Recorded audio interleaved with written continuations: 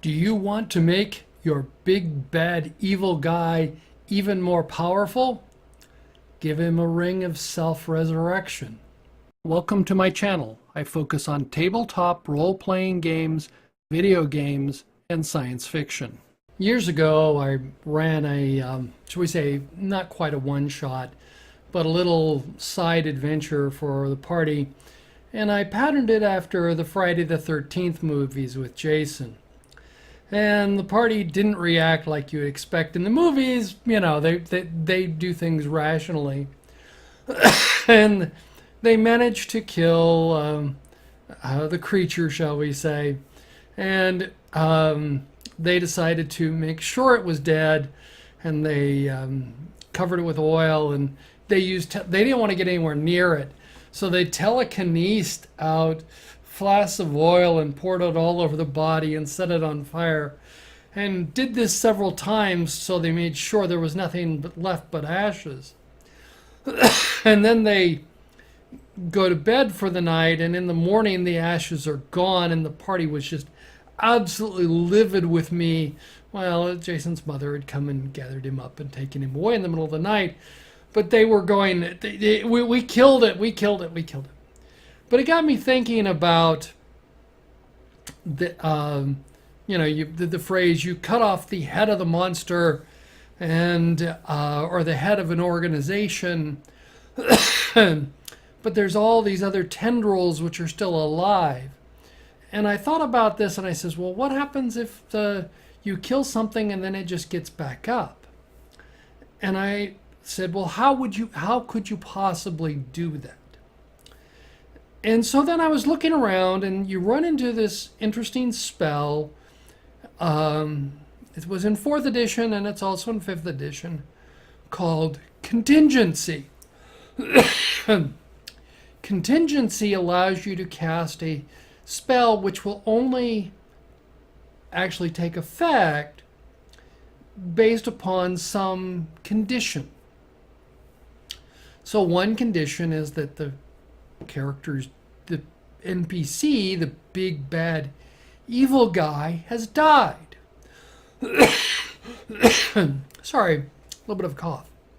So if you mix the contingency spell with a resurrection spell, now this gets challenging because contingency is a wizard spell and resurrection is a cleric spell, but you could work something out.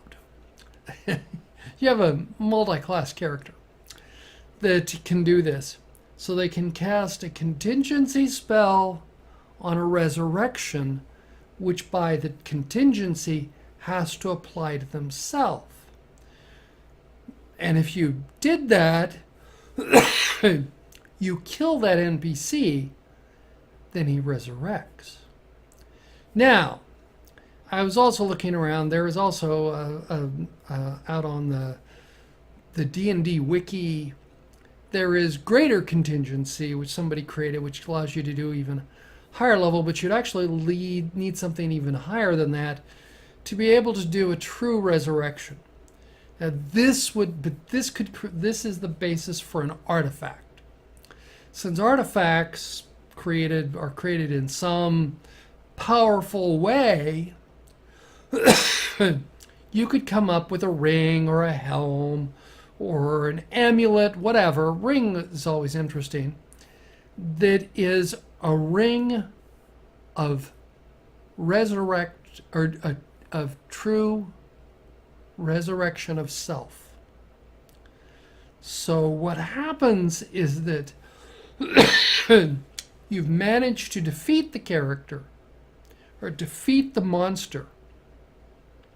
And while you're celebrating and looking after your own wounds, the big bad evil guy gets back up.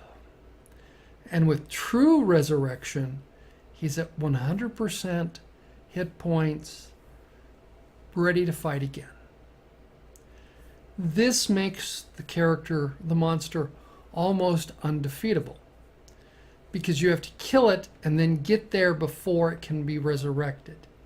Now you could put how long it takes for the resurrection spell to take effect, Say, for example, the resurrection spell can take an hour to cast, I believe is there.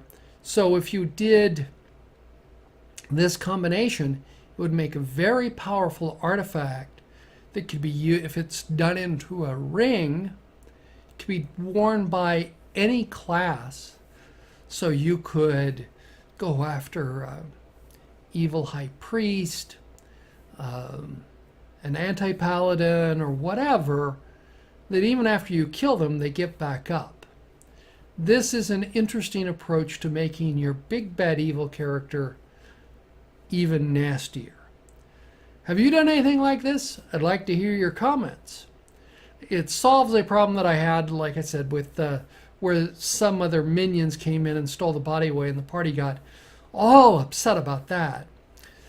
But it allows you to create a very powerful artifact. You want to limit this, that would make any character nearly immortal, because you would kill them, and that this brings in the idea that you probably want to introduce that resurrection is not guaranteed.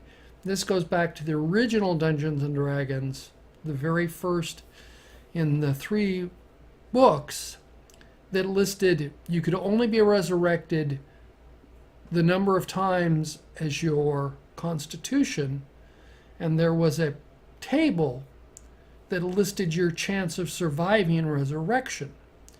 Now, if you'd introduce that concept into your game, then this ring is not as powerful, and it sort of comes up with, you know, it's like Doctor Who. Oh, you're only supposed to get 12 new bodies or whatever, however that phraseology. I know a little bit about Doctor Who, but I'm not much of a Doctor Who fan. But if you did that, then this could only be used X number of times. But it would allow you to create a really powerful big bad guy. So I'd like to hear your comments. Would you like to introduce this into your campaign? This would only be for a fairly high level campaign. And have you done anything like this? Have you had a character who could somehow resurrect himself? So thank you for watching. I look forward to learning what you think about this video. Let me know in the comments below. If you like the video, press the thumbs up button. You can subscribe by clicking the link in the lower left. If you are interested, there are links to more content.